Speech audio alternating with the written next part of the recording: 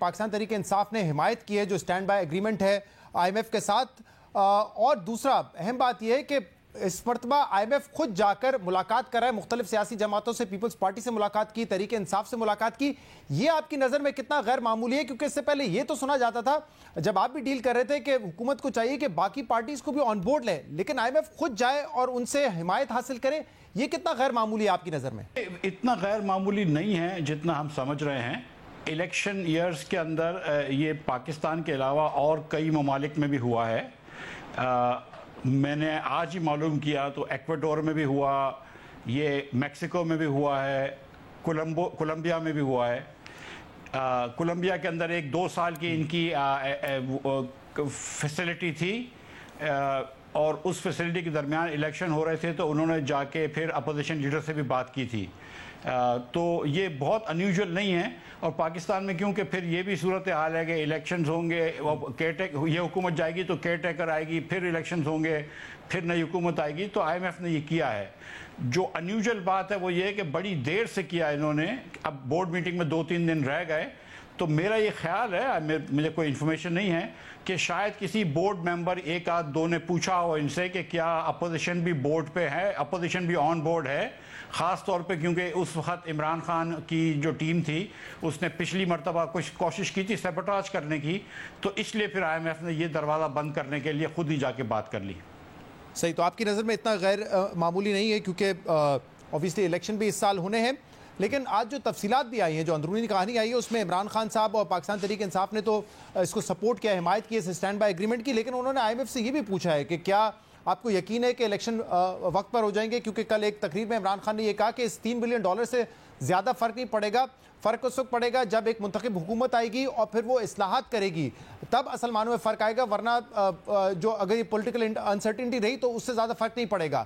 لیکن I am F نے اس پہ جواب دیا کہ ہم ایک حد تک ہی سیاسی معاملات میں مداخلت کر سکتے ہیں، لیکن جو پروگرام ہم نے دیا ہے اس سے ایسا ہی لگتا ہے کہ کیئر ٹیکر سیٹ اپ کے دوران ایک پیسفل ٹرانسفر ہو سکتا ہے، اور جب تک کوئی اکنامک پرابلمز بھی نہیں ہوں گے. آپ کو بھی یہی نظر آ رہا ہے؟ مجھے یہ بڑی بات حیرت کن لگتی ہے کہ عمران خان صاحب نے یہ مناسب سمجھا کہ آئی ایم ایف سے اس بارے میں بات کریں کہ آپ کو یہ لگتا ہے الیکشن ہوں گے کہ نہیں. آئی ایم ایف سے کیا تعلق ہے پاکستان کے الیکشن یا پاکستانی سیاسی صورتحال پہ، یا ان کا کیا سے ہے. لیکن بہرحال مجھے یہ لگ رہا ہے کہ اب جب کہ یہ ڈیل ہو گئی ہے اور ڈیفالٹ کے جو بادل ہیں وہ ڈھل گئے ہیں اور اللہ کی مہربانی سے اب ہم ڈیفالٹ نہیں ہوں گے، تو راستہ کھل گیا ہے الیکشنز کا. لیکن الیکشن کے تناظر میں ہی آئی ایم ایف ملاقات کر رہے ہیں مختلف پارٹیز سے، تو الیکشن کے حوالے سے سوال تو پھر بنتا ہے نا کہ الیکشن ہوں گے بھی یا نہیں ہوں گے. آئی ایم ایف سے تو شاید نہیں بنتا یہ سوال. خان صاحب کو پوچھنا ہے تو کسی اور سے پوچھیں. اچھا، تو یہ بتائیے گا کہ اس جو کل کی ملاقات تھی اس پہ مزمل اسلم صاحب جو کہ رکن ہیں ان کے معاشی ٹیم کے، ان سے بھی ہماری بات ہوئی. انہوں نے کہا کہ آئی ایم ایف جب آیا ہم سے ملنے، آئی ایم ایف کا وفد، تو انہوں نے 2 باتوں پہ خاص طور پہ اصرار کیا. انہوں نے کہا کہ مارکیٹ پہ نہیں چھوڑا گیا کرنسی کو، اور دوسرا امپورٹس پہ پابندی لگا کے رکھی. ان دونوں وجوہات کی وجہ سے بہت ڈسٹورشنز پیدا ہوئی، بہت خرابیاں پیدا ہوئی ہیں ہماری معیشت میں.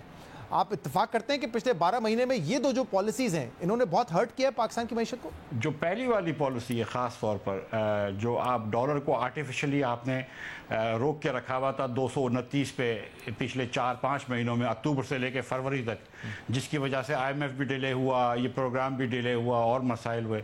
وہ پالیسی تو بہت ہی غلط تھی، اور اس سے ہمارا امپورٹ بھی کم ہوا، ریمیٹنس بھی کم ہوا، اور $7 بلین کا نقصان ہوا.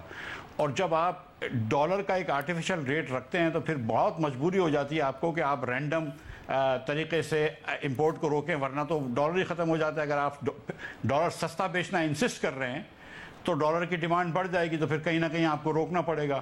تو میرا خیال ہے دونوں پالیسی ایک ہی پالیسی کے 2 رخ ہیں. میرا خیال ہے کہ یہ پالیسی جو ہے، مجھے نہیں پتا آئی ایم ایف نے کیا کہا ہے، لیکن میرا یہ خیال ہے، اور میں تو یہ کافی عرصے سے کہتا رہا ہوں، کہ ڈالر کی مارکیٹ کو مینیپولیٹ کرنا جو ہے یہ غلطی ہے. یہ بڑی امپورٹنٹ آپ نے بات کی. اور مفتاح اسماعیل صاحب، ایسا لگتا ہے کہ اس پر اتنی زیادہ توجہ لوگوں نے دی نہیں ہے، کیونکہ اس وقت ہم آئی ایم ایف سے $1 بلین مانگ رہے تھے، اور اب جو ہمارا اسٹینڈ بائی ارینجمنٹ ہوا ہے وہ $3 بلین کا ہے 9 ماہ میں. لیکن اس مالی سال میں جو گزرا ہے اس میں ہم نے ریمیٹنسز میں $4 بلین کا نقصان کیا ہے پچھلے سال کے مقابلے میں. ٹارگٹ تو اس سے بھی زیادہ کا تھا.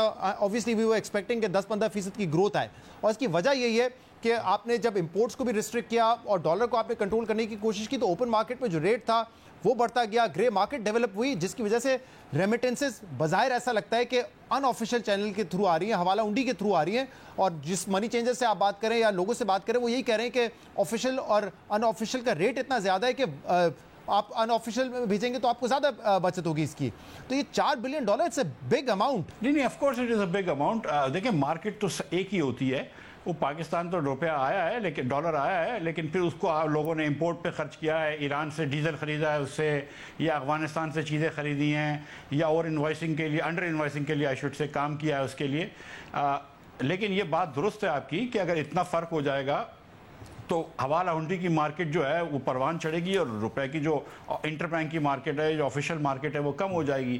تو یہ غلطی تھی. لیکن اگر وہ 4 بلین آ بھی جاتے مزید ریمیٹنس میں, پھر بھی آئی ایم ایف تو کرنا ہمیں ضروری تھا, وہ سبسٹیچیوٹ نہیں ہے اس کا. لیکن یہ بالکل بات درست ہے آپ کی کہ یہ غلط پالیسیوں کی وجہ سے ہم نے 4 بلین کو گوایا ہے. اور